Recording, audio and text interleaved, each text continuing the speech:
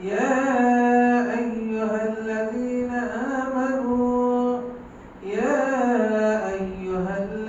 آمنوا أطيعوا الله وأطيعوا الرسول وأولي الأمر منكم. قال النبي صلى الله عليه وسلم: من أحب سنتي فقد أحبني ومن أحبني كان معي في الجنة. رواه مسلم. سبحانك لا علم لنا إلا ما علمتنا إنك أنت العليم الحكيم. رب اشرح لي صدري ويسر لي أمري واحلل عقدة من لساني يفقهوا قولي. اللهم انفعني بما علمتني وعلمني ما ينفعني وزدني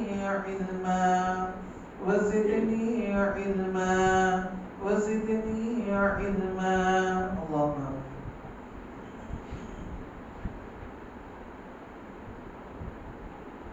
محترم مکرم بزرگوں، نوجوان ساتھیوں، عزیز بچوں، اول مسئلہ زبان ہستی کی تعریف و توصیف، اس کی حمد و ثنا، اس کی بڑائی اور بزرگی وسیع وحدہ لا شریک کے لیے لائق و زیبا ہے، جو خالق کائنات ہے، مالک ارض و سماوات ہے۔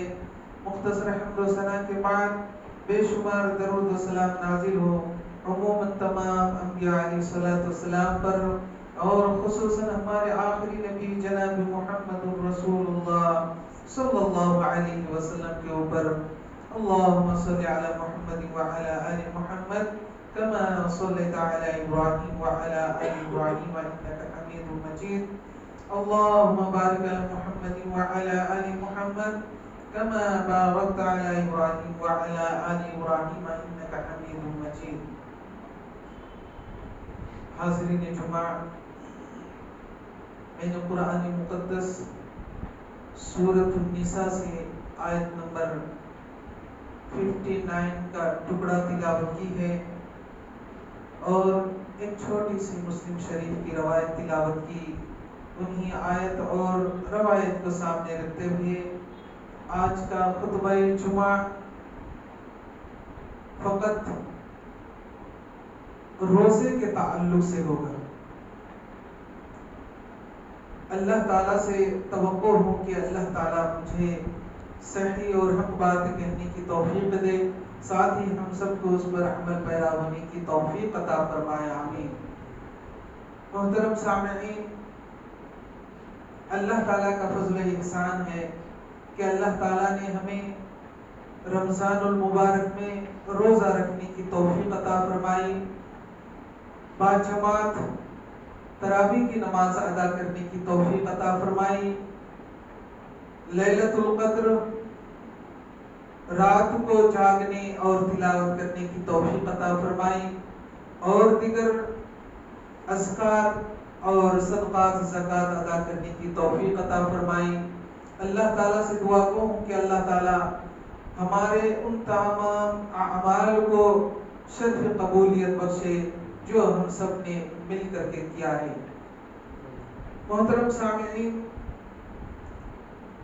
میں نے جو ٹاپک لیا ہے وہ ہے روزہ۔ ایک روزہ فرض ہوتا ہے اور ایک نفلی ہوتا ہے۔ فرض روزہ جو ہم نے ایک مہینے تک چند دن قبل رکھا وہ ہے فرض۔ ہر مسلمان، جوان مرد عورت، ضعیف، وہ ضعیف نہیں جو بالکل لاغر اور کمزور ہو چکے ہوں، آزاد مرد عورت، تمام کے اوپر اللہ تعالیٰ نے وہ فرض قرار دیا ہے روزے کو۔ اس کا علاوہ اور بھی دیگر روزے ہیں جو نوافل میں شمار ہوتا ہے، لیکن اس کی بڑی فضیلت آئی ہے۔ اللہ کے رسول صلی اللہ علیہ وسلم نوافل روزے کے تعلق سے کئی بے شمار ارشادات فرمائے ہیں، لیکن آئیے اس سے پہلے اس آیت کا ترجمہ سن لیتے ہیں جس کو میں نے اپنے ٹاپک کے لیے منتخب کیا ہے۔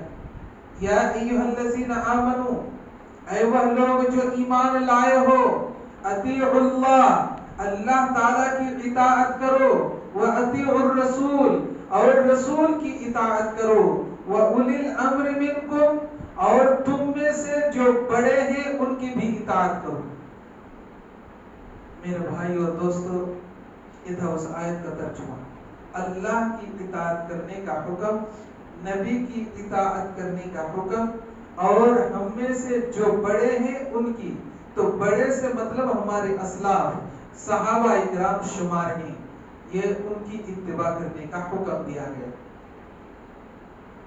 اللہ کے رسول صلی اللہ علیہ وسلم ہم تمام انسانوں کو، مسلمانوں کو یہ حکم دیا ہے کہ نوافل بھی ایک ایسی عبادت ہے جو فرض کے بعد نوافل کا جو درجہ آتا ہے قیامت کے میدان میں، وہ نوافل بھی ایک وقت ایسا آ جائے گا کہ نوافل بھی فرض کے درجے میں آ جائے گا۔ کبھی جب ناپ تول شروع ہوگا اعمال، تو کسی انسان کے ایک نیکی گھٹ جائے گی، 2 نیکی گھٹ جائے گی فرضیات میں سے، تو اللہ تعالیٰ حکم دے گا کہ ان کے نوافل میں دیکھو، نوافل میں کوئی نیکی ہے یا نہیں۔ جب نوافل میں دیکھیں گے تو ہے اس نوافل میں سے لے کر کے فرضیات میں جو ہے پوری کریں گے۔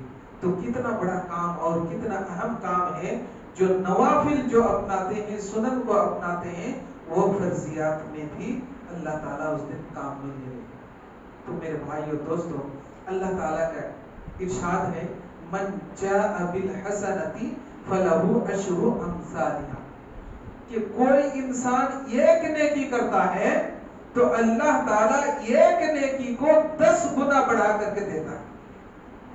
اب مثال کے طور پر ہم نے 1 مہینہ تک، 1 مہینہ یعنی 30 روزے، مکمل 30 روزے رکھا، تو 1 مہینے کو یعنی 30 دن کو 10 سے گنا کریں گے تو کتنا ہو جائے گا؟ 10 مہینے ہو جائے گا۔ 10 مہینے، اور یہ اس مہینے کے بعد جب شوال یہ شروع ہو جاتا ہے تو شوال کے 6 روزے ہوتے ہیں، 6 روزے ہوتے ہیں، اور یہ 6 کو آپ 10 سے انٹو کریں گے تو 60 بن جائے گا، یعنی 2 مہینے۔ تو ادھر 10 مہینے یعنی 1 مہینہ روزہ رکھ کر کے 10 مہینے کا ثواب ملتا ہے، اور یہ 6 روزے رکھ کر کے، شوال کے 6 روزے رکھ کر کے 2 مہینے کا ثواب ملتا ہے۔ تو 10 مہینہ ادھر رمضان کا اور 2 مہینہ ادھر شوال کے 6 روزے کا، تو گویا کہ آپ نے 36 روزے، 30 پر 6 روزے رکھا، تو گویا کہ آپ نے پورے سال کا روزہ رکھا۔ اس لیے اللہ کے رسول صلی اللہ علیہ وسلم نے ارشاد فرمایا، حضرت ابو ایوب انصاری رضی اللہ تعالیٰ عنہ حدیث کے راوی ہیں، اور اس حدیث کو امام مسلم رحمۃ اللہ علیہ نے اپنی صحیح مسلم کے اندر نقل کیے ہیں۔ بیان فرماتے ہیں کہ ان ابی ایوب الانصاری رضی اللہ تعالیٰ عنہ قال قال رسول اللہ صلی اللہ علیہ وسلم من صام رمضان ثم اتبعه 6 من الشوال كان كصيام الدهر۔ اللہ کے رسول صلی اللہ علیہ وسلم نے ارشاد فرمایا کہ من صام رمضان، جس نے رمضان کا روزہ رکھا، رمضان مہینے کا پورا روزہ رکھا، ثم اتبعه 6 من الشوال، پھر اس کے فوراً بعد جو شوال کا مہینہ آتا ہے، یہ شوال کے 6 من الشوال 6 روزے رکھتے، 6 روزے رکھے، کانا کا صیام الدہر، گویا کہ اس نے پورے زمانے کا روزہ رکھا، پوری زندگی کا روزہ رکھا۔ ائمہ محدثین نے اس کے اوپر قلم زد میں لکھتے ہیں کہ ایک انسان 1 مہینے کا روزہ رکھا رمضان کا، پھر شوال کے 6 دن کا روزہ رکھا، تو گویا ایک سال پورے ایک سال کا روزہ رکھا، پھر اگلا سال آئے گا، پھر اگلا سال بھی مہینے کا روزہ رکھا، پھر شوال کے 6 روزے رکھے، تو پھر وہ اگلے سال بھی پورے روزہ رکھا. تو گویا کہ وہ کنٹینیو اس طرح جو ہے نا وہ عمل کرتے رہتے ہیں. اس لیے اللہ کے رسول صلی اللہ علیہ وسلم نے ارشاد فرمایا کانا کا صیام الدہر، دہر کہتے ہیں زمانہ کو، یعنی آپ کی لائف، آپ کی زندگی اللہ تعالیٰ نے جتنی دی ہے 60 سال 70 سال جتنی بھی دی ہے، گویا کہ آپ نے پوری زندگی بھر روزہ رکھا. اللہ اکبر، اتنی بڑی فضیلت ہے. اور آپ جانتے ہیں کہ روزہ رکھنے والے کے لیے اللہ تعالیٰ بذات خود حدیث قدسی بیان فرماتے ہیں کہ الصوم لی وانا اجزی بہ، کہ میرا بندہ میرے لیے روزہ رکھتا ہے اور میں اس کا بدلہ بذات خود چکا. یہ روزے کے اعمال کے سوا اور دیگر جتنے بھی اعمال بندے کرتے ہیں ان کا بدلہ چاہے نیکی ہو یا بدی ہو فرشتے لکھتے ہیں. لیکن ایک واحد ایک رمضان ایک ایسا عمل ہے، روزہ ایک ایسا عمل ہے جس کا بدلہ اللہ تعالیٰ بذات خود جو ہے نہ دیتے. اب جب کسی چیز کا بدلہ اللہ تعالیٰ دینے پر لگ جائے تو پھر اس کا بیڑا پار ہو جائے گا. تو اتنی بڑی فضیلت ہے. تو یہ رہی بات فرضیت کے تعلق سے، جو رمضان کے تعلق سے بات آئی.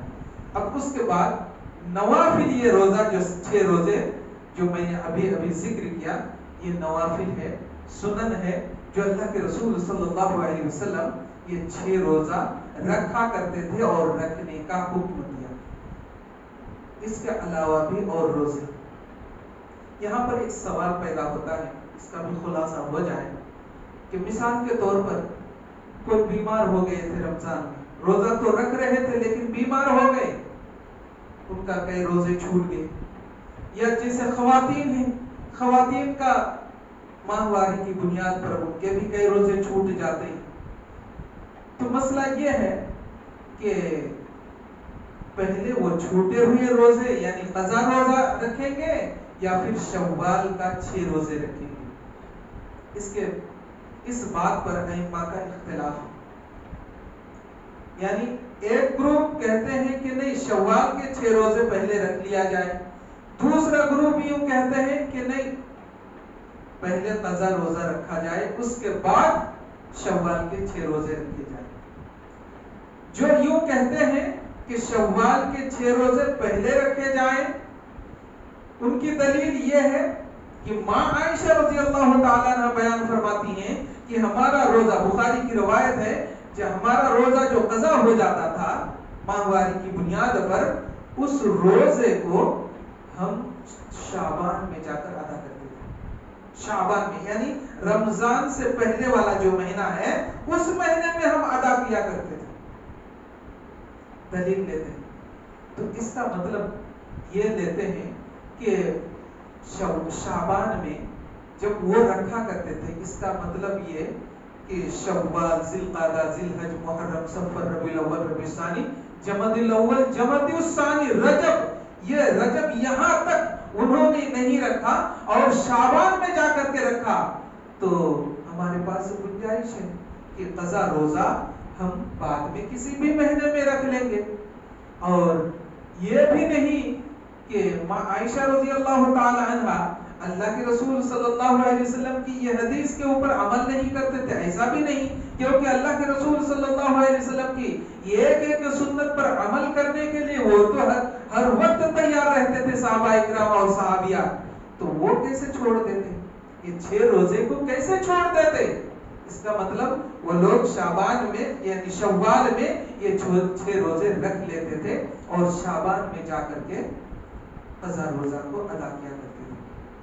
ماں عائشہ رضی اللہ تعالی عنہ سے کسی نے پوچھ لیا کہ آپ شعبان میں کیوں رکھا کرتے تھے؟ اس سے پہلے رکھ لیتے تھے، اس سے پہلے بھی رکھنے کی گنجائش تھی، آپ آخری مہینے میں کیوں رکھتے؟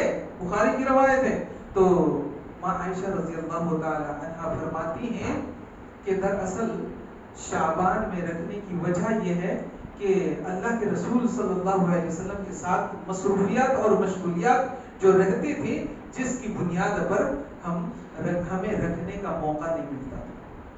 تو پتہ یہ چلا کہ عائشہ رضی اللہ تعالیٰ عنہ جو قضا جو روزہ ہوتا تھا وہ شعبان میں جا کر کے رکھتے تھے. یہ دلیل.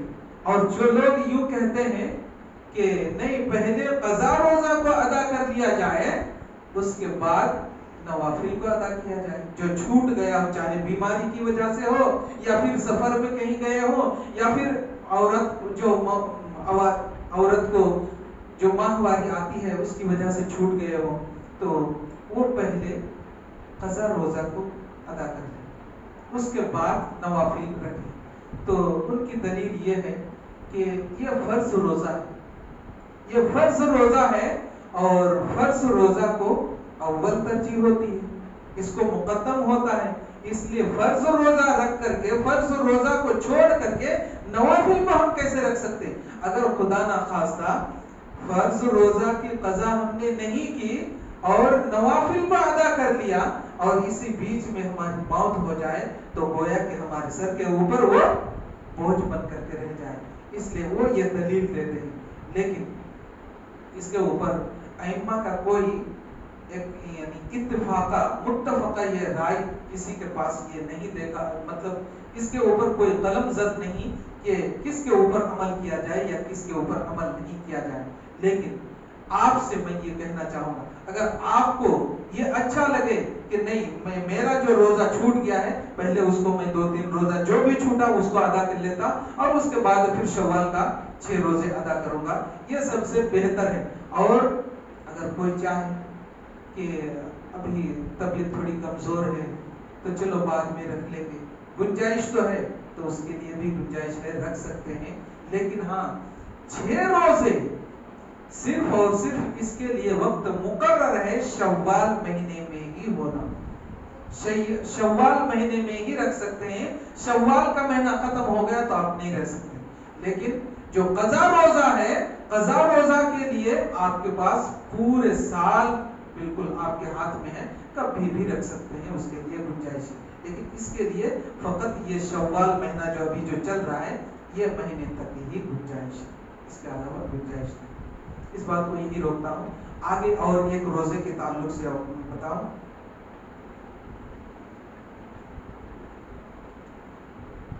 اللہ کے رسول صلی اللہ علیہ وسلم پیر کے دن کا روزہ رکھتے تھے اور جمعرات کا دن.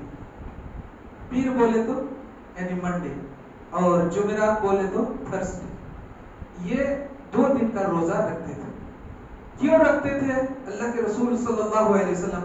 تو اس تعلق سے حضرت ابو قتادہ رضی اللہ تعالیٰ عنہ حدیث کے راوی ہیں، بیان فرماتے ہیں کہ ان رسول اللہ صلی اللہ علیہ وسلم سئل عن صوم یوم الاثنین. اللہ کے رسول صلی اللہ علیہ وسلم سے پوچھا گیا کہ اللہ کے رسول آپ صوم یوم الاثنین، اثنین کہتے ہیں منڈے کو یعنی پیر کے دن کو، پیر کے دن روزہ آپ کیوں رکھتے ہیں؟ ویوم الخمیس، اور خمیس عربی میں کہتے ہیں تھرسڈے کو یعنی جمعرات کے دن کو. تو آپ جمعرات کا دن آپ روزہ کیوں رکھتے ہیں؟ وجہ کیا ہے؟ تو اللہ کے رسول صلی اللہ علیہ وسلم نے اس کا جواب دیا کہ ذاک یوم ولدت، کہ میں اس دن روزہ اس لیے رکھتا ہوں کیونکہ میری پیدائش کسی پیر کے دن ہوئی ہے، پیر کے دن میری پیدائش ہوئی ہے. وَيَوْمَ بُعِثْتُ، اور یہی پیر کے دن میرے اوپر پہلی وحی نازل ہوئی. جو نبوت آپ صلی اللہ علیہ وسلم کو ملی تھی وہ پیر کا دن تھا. اس لیے اللہ کے رسول صلی اللہ علیہ وسلم نے جواب دیا کہ یوم بعثت او انزل علی فیہ، یہی دن ہے جو میری پیدائش ہوئی اور یہی دن ہے جو میرے اوپر پہلی وحی نازل ہوئی تھی. اس لیے میں اسی خوشی میں اس کا روزہ رکھتا ہوں. اور ایک دوسری حدیث، یہ بھی مسلم شریف کی حدیث ہے، اللہ کے رسول صلی اللہ علیہ وسلم سے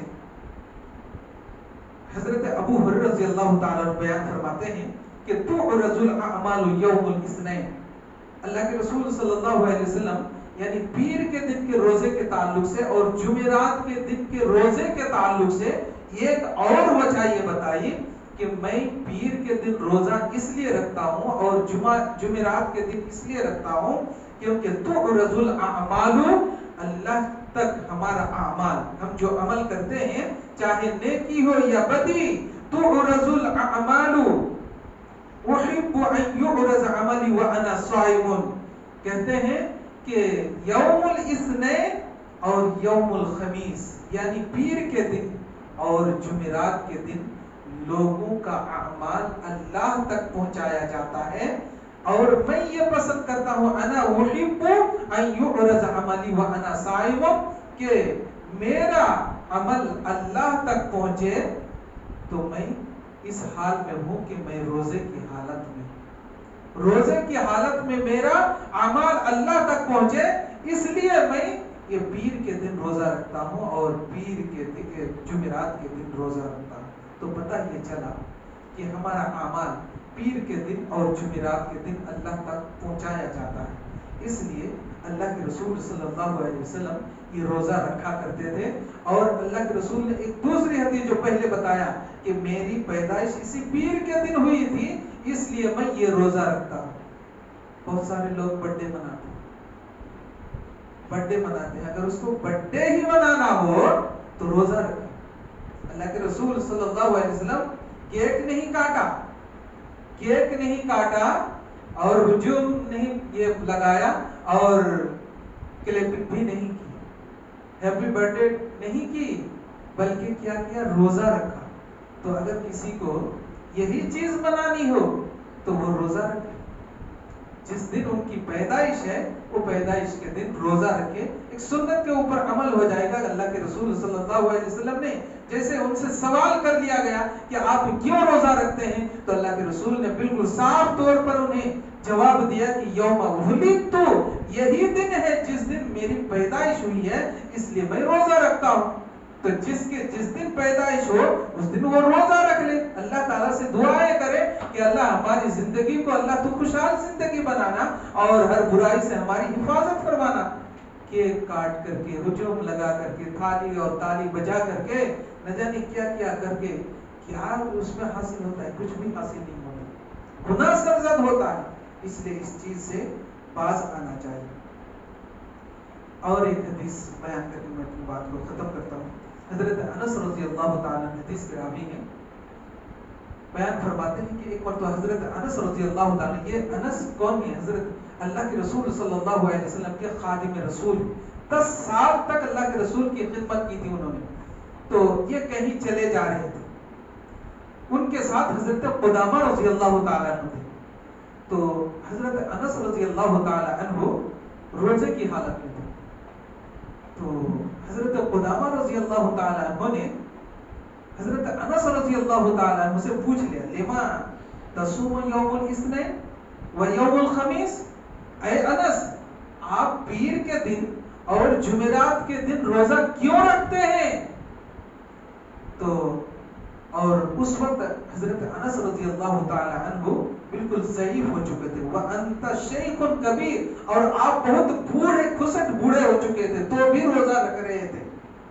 تو فقال، تو حضرت انس رضی اللہ تعالیٰ عنہ نے کہا کہ ان نبی اللہ، بے شک اللہ تعالیٰ کے نبی، کان یصوم یوم الاثنین و یوم الخمیس، اس لیے کہ یہ دن یعنی پیر کے دن اور جمعرات کے دن اللہ کے رسول صلی اللہ علیہ وسلم روزہ رکھا کرتے تھے۔ وَسُئِلَ عَنْ ذَلِكَ فَقَالَ، اور اسی طرح انہوں نے سوال کیا، ان اعمال العباد تعرض یوم الاثنین و یوم الخمیس، پھر ان کا یہ جواب دیا کہ میں روزہ اس لیے رکھتا ہوں کیونکہ اللہ کے رسول صلی اللہ علیہ وسلم کی حدیث ہے کہ پیر کے دن اور جمعرات کے دن اللہ تک ہمارا اعمال پہنچایا جاتا ہے۔ اللہ کے رسول بھی یہ پسند کیا کرتے تھے کہ ہمارا اعمال اللہ تک پہنچے، تو میں روزے کی حالت میں ہوں اور اسی نقش قدم پر میں چلتے ہوئے، اسی سنت پر عمل کرتے ہوئے میں پیر کے دن اور جمعرات کا دن میں روزہ رکھتا ہوں تاکہ میرا اعمال اللہ تک پہنچے، تو میں اس حال میں ہوں کہ وہ روزے کی حالت میں۔ اس لیے روزہ رکھا کرتے تھے. تو بات یہاں ثابت ہو گئی کہ اللہ کے رسول صلی اللہ علیہ وسلم پیر کے دن کا جو روزہ رکھتے تھے اور جمعرات کا دن روزہ رکھتے تھے. ہمارے اعمال اللہ تک پہنچایا جاتا ہے اس لیے وہ روزہ رکھا کرتے تھے. تو اس کے علاوہ بھی اور دیگر روزہ ہیں انشاءاللہ اگلا جمعہ بھی اسے یعنی نوافل روزہ کس کس مہینے میں اور کون سے موقع پر اللہ کے رسول صلی اللہ علیہ وسلم رکھا کرتے تھے اسی بات پر گفتگو کروں گا آئندہ جمعہ اگر اللہ تعالیٰ حیات اگر صحیح سلامت رکھے تو, نہیں تو پھر یہی آخری جمعہ ہوگا. اللہ تعالیٰ سے دعا کو کہ اللہ تعالیٰ ہم سب کو کہی ہوئی باتوں کے اوپر عمل کی توفیق عطا فرمائے. اللہ تعالیٰ ہماری پریشانی کو دور فرمائے. اللہ تعالیٰ ہم میں سے جو پریشان ہیں ان کی پریشانی کو دور فرمائے. ہم میں سے جو مقروض ہیں ان کی قرض کی ادائیگی کرنے کی توفیق عطا فرمائے. یا اللہ ہم میں سے جو بیمار ہیں ان کو شفائی کلیہ عطا فرمائے. یا اللہ ہم میں سے جو بے نماز ہیں انہیں نماز پڑھنے کی توفیق عطا فرما. یا اللہ ہم نے جو بھی عمل کیا ہے رمضان میں ان تمام اعمال کو شرف قبولیت بخش. یا اللہ تو ہماری دعاؤں کو اپنے فضل کرم سے قبول فرما. آمین. تقبل یا رب العالمین. بارک اللہ لنا ولکم فی القرآن العظیم ونفعنا وإياكم بالآیات والذکر الحکیم انہ تعالی جواد کریم.